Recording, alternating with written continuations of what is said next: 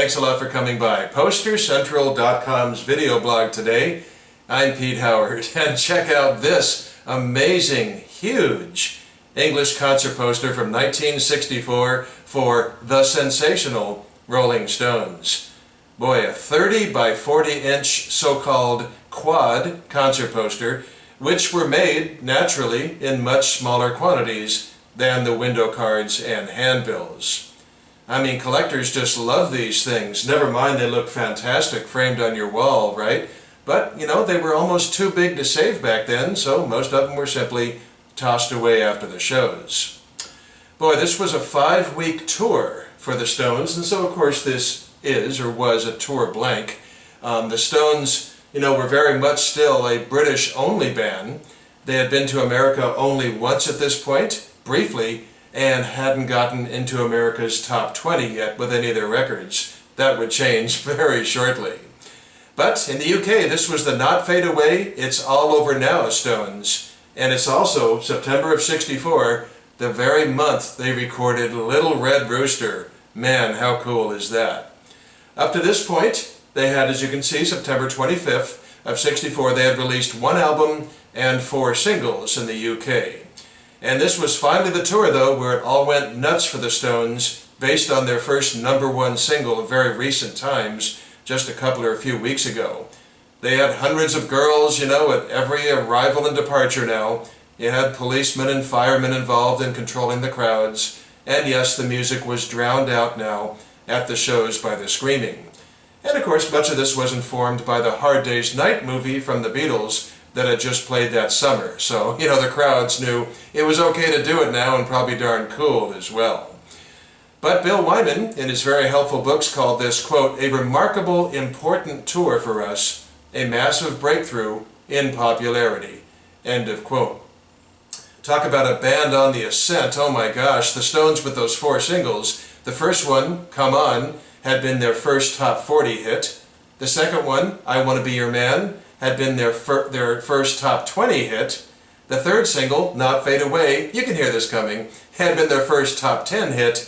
And the fourth single, It's All Over Now, had been their first #1. That's really showing progress. As for America, well, the very day after this show, on September 26th, Time Is On My Side was released as a single, and that would be their first American top 10 hit.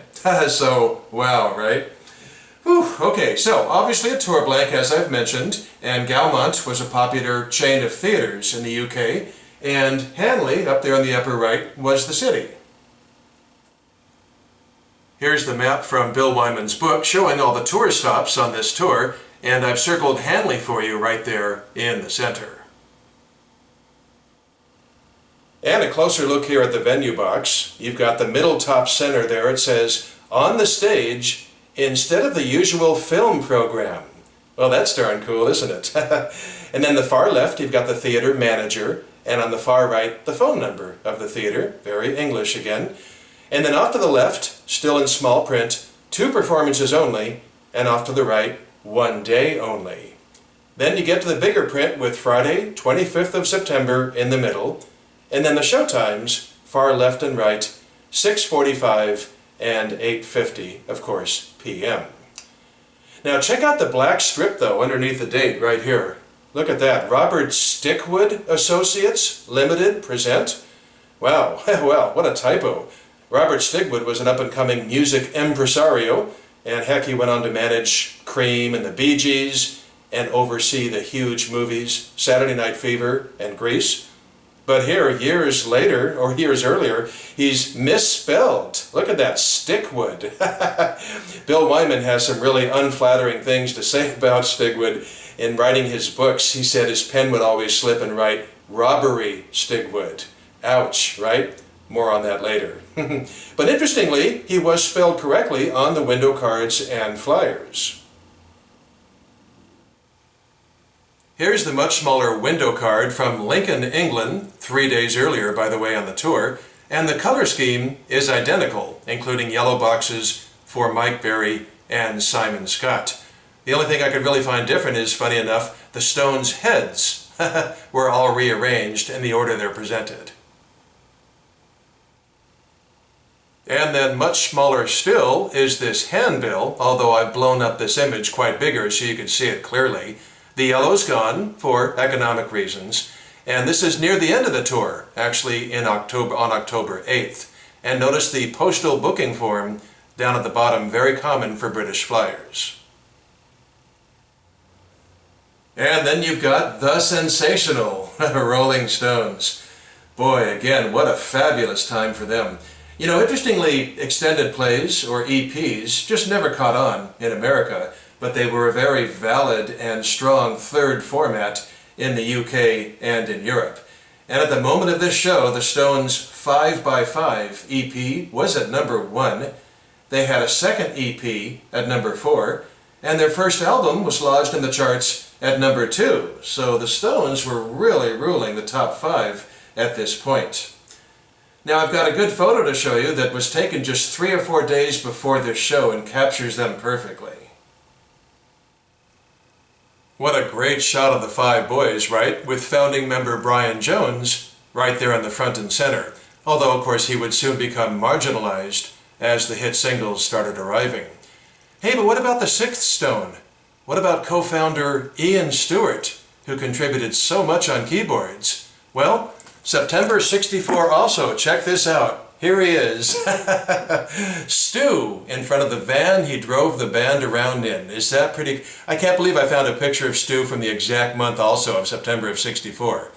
Now, he had been kicked out of the band the previous year for not fitting in with their image, but he remained as road manager and driver and session musician. In fact, he plays that really cool, slow, bluesy organ intro to Time Is On My Side.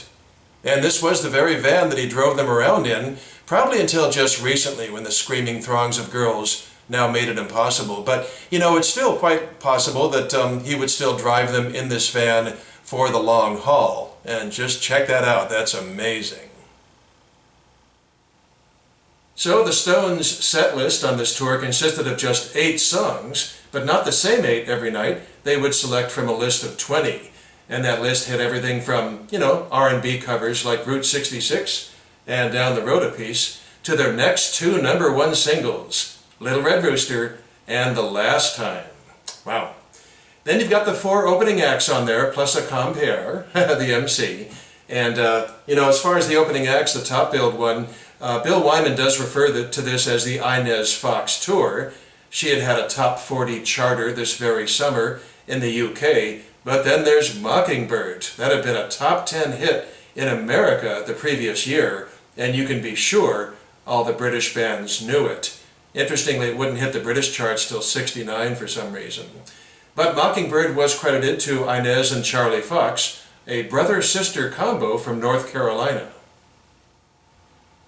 And the rest of the bill on here, you've got Mike Berry and the Innocents, Simon Scott with the LeRoys, compere Don Spencer, and the Mojos at the bottom. Well, there's a total of 15 floating heads on this poster. That's really a lot. And then in the lower right corner, you do have the ticket information, which did change, by the way, from city to city. So when this tour was over, sorry to say, the Stones and their manager, Eric Easton, sued Robert Stigwood. Now, Andrew Loog Oldham, of course, is the high-profile figure that was supposedly their manager, but he was getting more and more into the creative and handing off the business stuff to Easton. And the profit split for this tour had been 40% to the Stones, 20% to Eric Easton, and 40% to Stigwood. Well, I don't know how much of a figurehead he was and how much he actually did, but 40%. That's why they sued for £12,000, about the figure they felt that he had inappropriately taken or whatever. But that lawsuit was never resolved. And Wyman just carried on, complaining in his books that after this tour, he had just £39 in his bank account. That's hilarious. And boy, that would soon change, wouldn't it? I'll tell you. The last of the Innocent Stones here, the fall of 1964. Awesome poster. Thanks a lot for your time today. It's been great fun, and we'll see you again for something soon. Bye-bye.